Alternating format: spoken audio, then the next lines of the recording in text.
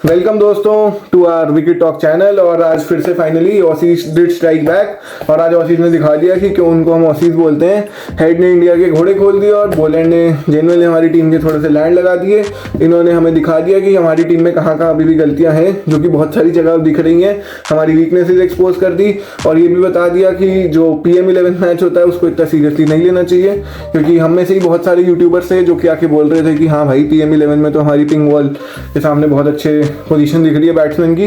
But आज करीब करीब सब एक्सपोज हो गई कि किसकी कितनी अच्छी पोजीशन थी। तो सबसे पहले शुरू करते हैं in a very point by point order. हम एक एक करके पूरा की मूवमेंट जो भी हमारे मैच में हुए और जो भी वो बैट्समैन वगैरह आए और कैसे मैच को एकदम ऐसे स्टार्टिंग से एंड के ऑर्डर में एनालाइज करेंगे, रिव्यू करेंगे।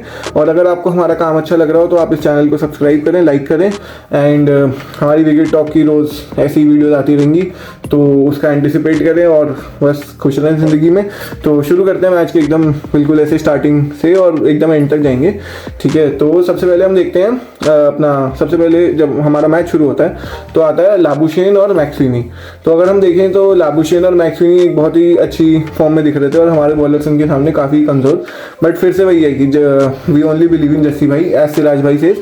एंड फाइनली जस्सी भाई स्ट्राइक्स बैक ऑस्ट्रेलिया और पंत के एक बहुत अच्छे कैच के बदौलत हम विकेट लेने में सक्षम हो जाते हैं अपना मैक्सवेनी भाई का। और लाबुशेन फिर भी एक अच्छे फॉर्म में चल रहा था, बट फिर से बुमराह की एक अच्छी बॉल की वजह से स्मिथ भी आउट हो जाता है। तो आज के मैच में जब पहली विकेट भी गिरी तो हमें दिख रहा था पहली विकेट से कि पिच में भी कोई मदद नहीं है। फिर स्मिथ आता है बैटिंग करने और स्मिथ में भी बुमराह लेग से बाहर बॉल डालता है and Smith also gets out. तो इससे हमें ये समझ फिर से आ रहा था कि ये बुमराह की क्वालिटी बॉलिंग है जिससे मतलब हम बच पा रहे हैं अभी तक। बट लाबुशेन को बैटिंग करते हुए देखते हुए और उसके बाद जो फिर हमें बिल्कुल ही धागा खोलने भाई आता है जो है ट्रेविस हेड, उसकी बैटिंग देखते हुए हमें पता चलता है कि पिच से तो हमें कोई मदद नहीं मिलने वाली भाई साहब। आज जो करना है वो हमारे बॉलर्स को ही करना है। और आज पता चल जाता है कि हमारी बॉलिंग कितनी क्वालिटी बॉलिंग है। पहली बात तो इस मैच में हम साफ साफ जिस भाई को मिस कर रहे थे वो थे शामी भाई। अब सब हाथ जोड़ के बैठे होंगे कि शामी भाई प्लीज़ वापस आ जाओ, क्योंकि बुमराह के साथ ना जब भी बुमराह विकेट लेता है तो उसके लिए एक हमें दूसरा बंदा अच्छा चाहिए होता है। तो बुमराह को कॉम्प्लीमेंट करने के लिए जेन्युइनली किसी बंदे की ज़रूरत है। तो अगर हम ऐसे देखें तो जेन्युइनली अगर हम सोचें तो बुमराह को कॉम्प्लीमेंट करने के लिए लोगों की ज़रूरत है, क्योंकि बुमराह को कॉम्प्लीमेंट करने के लिए साथ में कौन है? एक तो सिराज भाई और दूसरा हर्षित राणा। तो क्या सिराज वो क्वालिटी का बॉलर है जो ऑस्ट्रेलिया में चाहिए? वो आज प्रूव हो गया नहीं। अगर तुम ऐसे देखोगे कि सिराज की कितनी विकेट्स हैं तो तुम्हें दिखेगा कि हाँ भाई 3-4 विकेट्स ले ली, बहुत विकेट्स हैं पर मैच, तो मतलब एक अच्छी बॉलिंग स्पेल डाली होगी। पर जिसने आज मैच देखा उसको पता होगा कि सिराज की एक तो पेस मिसिंग थी थ्रू आउट। ठीक है कि सिराज की मतलब कहीं भी बॉल जा रही है, लाइन लेंथ का कुछ अता पता नहीं है, पेस भी बहुत मतलब जो एक एक्सपेक्टेड पेस है उस पर बॉल नहीं जा रही है, अच्छी यॉर्कर नहीं डल रही है, एक्सेप्ट फॉर वो ट्रेविस हेड का विकेट जो सिराज ने एक छक्का खा के उसके बाद लिया था जब ट्रेविस हेड 140 पे था और उससे पहले ट्रेविस हेड उसको ना जाने कितने रन मार चुका था। उसके सिवा तुम देखोगे कि सिराज ने ऐसा कुछ करके दिखाया नहीं है खास मैच में।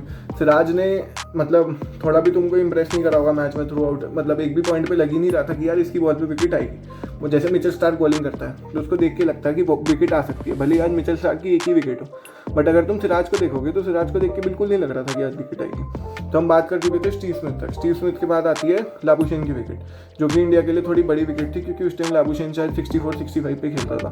तो लाबुशेन की विकेट लेता है नीतीश कुमार रेड्डी। और नीतीश कुमार रेड्डी जेन्युइनली एक गोल्ड माइन जो हमें मिल चुका है। और मतलब ये बात लोग अभी नहीं मानेंगे पर Nitish Kumar Reddy if plays at its current form, तो आई एम वेरी श्योर कि he would be the next big thing in Indian cricket, even bigger than Virat Kohli.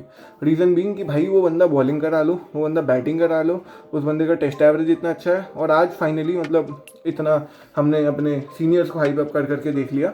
और आज हम किस बंदे पर डिपेंडेंट है? नीतीश कुमार रेड्डी पर डिपेंडेंट है। उसकी बॉलिंग में भी वो क्वालिटी है, उसकी बैटिंग में भी वो क्वालिटी है जो हमारे सीनियर्स थोड़ा बहुत लैक कर रहे हैं। ठीक है, फिर तो हम नेक्स्ट चलते हैं ट्रेविस हेड। ट्रेविस हेड ने सबका धावा खोला भाई। ट्रेविस हेड ने अश्विन को मारा, ट्रेविस हेड ने स्टार्क तो ऑस्ट्रेलिया में है, ट्रेविस हेड ने अश्विन को मारा, ट्रेविस हेड ने हर्षित राणा को मारा, ट्रेविस हेड ने जसप्रीत बुमराह पे छक्के मारे। ठीक है, ट्रेविस हेड ने सिराज पे छक्के मारे। तो ट्रेविस हेड इसको ऐसे बना चुका था जैसे T20 मैच चल रहा। ट्रेविस हेड का अगर तुम स्ट्राइक रेट भी देखोगे वो भी 95 से ऊपर का स्ट्राइक रेट है। तो उससे तुम्हें पता चलेगा कि ट्रेविस हेड के लिए playing any bowler wasn't tough. ठीक है, तो इससे ये पता चल रहा है कि एक तो हमारे पिच में कोई मदद नहीं मिली थ्रू आउट और ना हमारे बॉलर्स ने कुछ भी थोड़ी भी क्वालिटी दिखाई। और मतलब हम थोड़ा सा वो दे सकते हैं पिंक बॉल टेस्ट मैच है, पर अगर हार ही जाएंगे WTC से बाहर ही हो जाएंगे तो चाहे पिंक बॉल हो चाहे वाइट बॉल हो उसका तो कोई सेंस नहीं बनता ना। फिर उसके बाद कमिंग टू ट्रेविस हेड की विकेट से पहले भी छक्का पड़ा था और उसके बाद सिराज ने पता नहीं कहाँ से आके एक अच्छी यॉर्कर डाल दी जो एकदम टिका के पड़ी और ट्रेविस हेड उस पर विकेट हो गया, मतलब बोल्ड कर दिया, जो कि जेन्युइनली एक अच्छी बॉल थी फाइनली सीइंग फ्रॉम सिराज ने।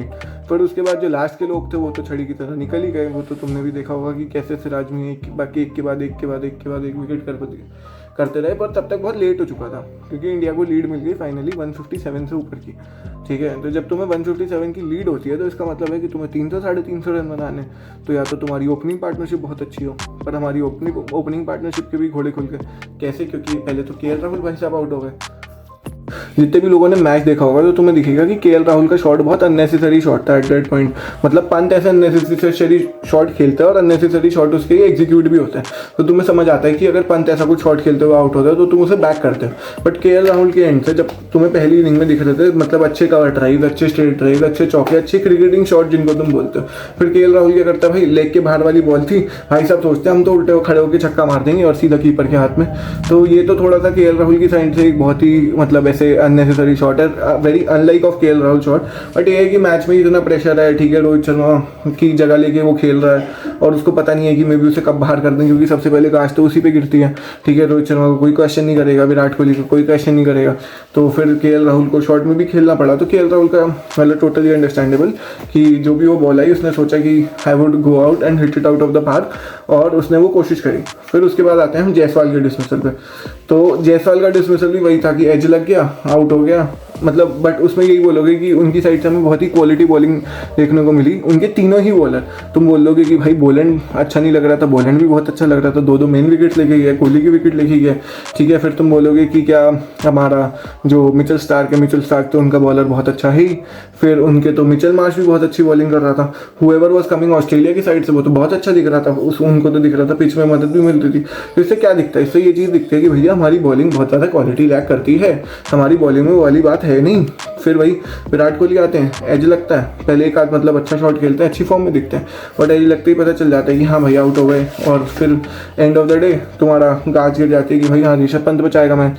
ऋषभ पंत के साथ जब रोहित शर्मा कॉम्प्लीमेंट करने आता है ना, रोहित शर्मा 5-6 रन बना लेता है, तो लगता है कि हाँ भाई अब रोहित शर्मा में थोड़ा कॉन्फिडेंस आएगा, क्योंकि बंदे की बहुत टाइम से अच्छी फॉर्म नहीं चलती, कॉन्फिडेंस चाहिए होता है, एक दो थोड़ा किस्मत का साथ चाहिए होता है। बट फाइनली उसकी भी भाई साहब की विकेट गिर जाती है और अब हमारे पास फाइनली दो लोग बचे हैं, नीतीश रेड्डी और ऋषभ पंत, क्योंकि अगर इनमें से एक भी आउट होता है तो सीधा दूसरे एंड पे बैटिंग करने अश्विन साहब आ जाएंगे। तो मतलब और अभी भी हम ट्रेल में ही हैं, तो इसका मतलब साफ साफ ये है कि भैया we are lacking very behind Australia. तो अगर हम यहाँ से मैच जीतते हैं तो चमत्कार से कम तो नहीं होगा, ठीक है, कि अश्विन और नीतीश रेड्डी एकदम ही कोई 200 रन की पार्टनरशिप कर दें, जो कि नेक्स्ट टू इम्पॉसिबल है।